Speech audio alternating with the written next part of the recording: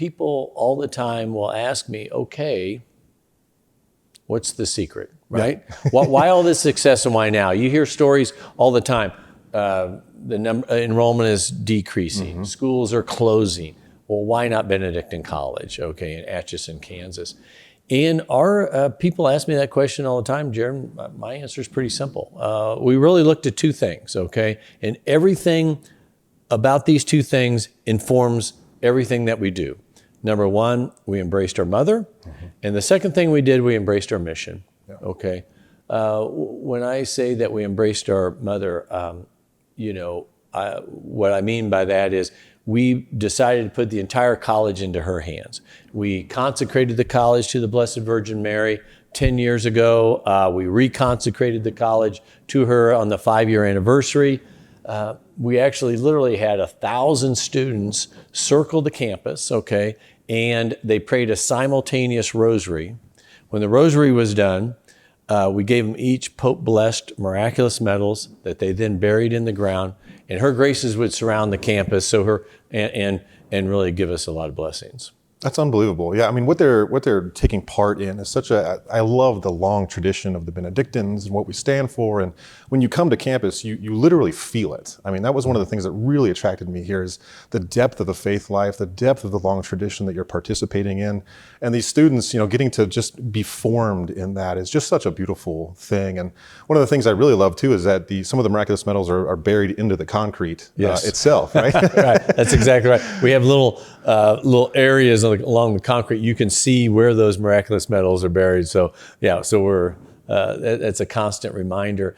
And so when we decided to do this, I then began asking myself, how can we put this into action? How can we put this consecration into action? So several things that we did. Number one was this consecration happened about the time I was just fortunate enough, Jared, to be invited as one of only 5 Catholic college presidents to be part of the Church in America, Vatican-inspired group that met first in Rome in 2012 and then in Mexico City in 2013. Okay.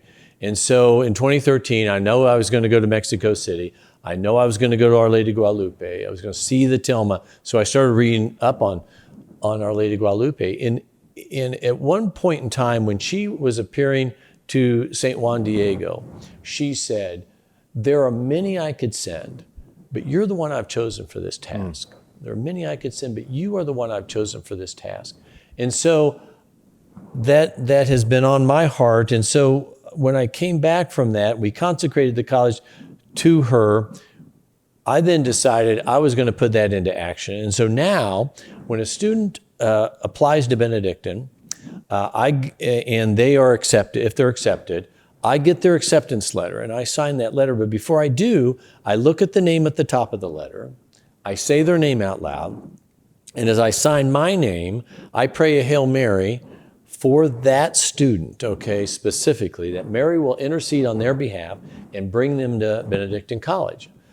It's also, I tell the students, why they can't read my handwriting, because I'm concentrating on that prayer, right? But anyway, and so I address the freshmen every year at the beginning of the year. And I tell them, I said, look, there are thousands of students just like you all across America. And they're sitting in chairs just like this. They're probably being addressed to them by their president as well. And each one of those students are saying, oh yeah, I picked this school. Oh yeah, I chose this school. But at Benedictine College, Mary chose you for this special task to be educated within a community of faith and scholarship. And I think that's so powerful. So I believe each one of our students are chosen, okay, by Our Lady. And I also believe each one of us who are here working at the college are also chosen. So now, when I interview everybody that's hired on campus, and when I interview them before they come in for the interview, I look at their resume or their CV and I say their name out loud and I pray a Hail Mary for them, okay? And then every year at the beginning of school, I take out the directory and I pray for each of our employees by name. because I really believe that the people that work here, that teach here, that form our students are also chosen by Our Lady. So it's just kind of a big picture thing about embracing our mother. It's so important. Well, yeah, that seems that, that devotion to Our Lady is such a key aspect. As you look at across the United States, there are several longstanding Catholic institutions that are starting to lose their Catholic identity and starting to fall into some of the woke politics and things like that. It seems to me that Our Lady has protected this school and kept it orthodox, kept it solid with the magisterium, and has become one of the leading Catholic colleges in the United States. Well, you're nice to say that, but I agree 100%. It is really important, and the document that really formed us originally was Ex Corde Ecclesiae. That was penned by St. John Paul II. Okay, when he was the Pope in 1991, and it's really interesting when you look at our history.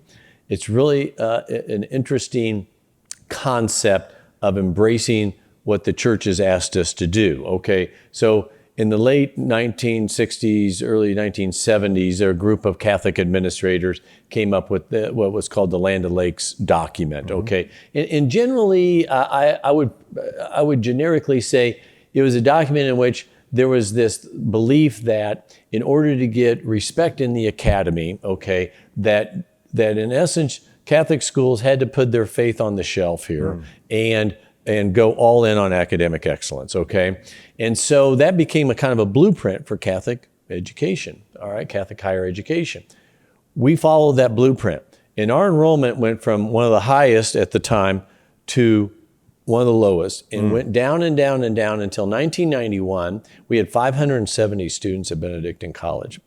This just so happened this is the year that Ex Corde Ecclesiae was penned by St. John Paul II and issued. And now you had a new blueprint. And Ex Corde Ecclesiae basically said, look, not only can you be faithfully Catholic and academically excellent, being faithfully Catholic actually means that you have to be academically excellent. Okay? So now you had a new blueprint, and schools can make a decision. Do you want to follow the blueprint created by higher education administrators, or did you want to follow a blueprint that was issued by the Pope?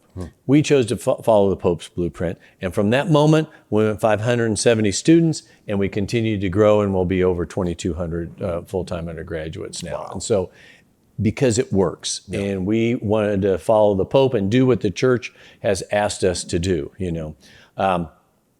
one of the norms set by the bishops after Ex Corde was sent out, one of my favorite stories is one of the norms was that a mandatum should be signed by theology professors. So the norm said, look, if you are a theology professor teaching the tenets of the faith in a Catholic university in a theology department, then you ought to be teaching those tenets of the faith consistent with the Church's teachings. We kind of put this in the duh category, okay, right? I mean, this seems pretty normal, right? Sure. But there are a lot of folks that will not sign the mandatum, or they sure. believe in, some professors will say, this violates my academic freedom sure. to sign a mandatum. And we just don't buy that. And so we ask, in fact, in our applications for theology professors, philosophy professors, we want enthusiastic support of the mandatum, okay? Or we just don't want them informing our students. And so that's just one little idea that's out there that I think has really moved us along. But I don't think in the end, your question, I don't think there's any question that it's been Our Lady that has really made us great. And this embracing our mother, consecrating the college to her has been just fantastic.